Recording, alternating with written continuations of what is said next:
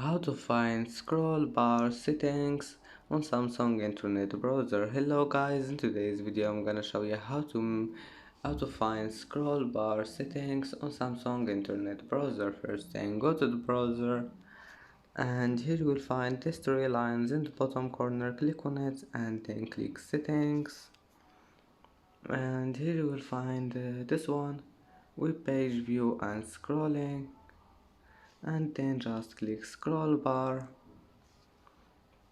And as you see here, you can manage scroll bar settings. You can manage until you want and then go back, it will be saved.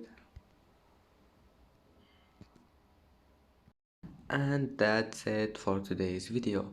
If you like this video, don't forget like and subscribe, and thank you for watching this video until the end, and see you in the next video.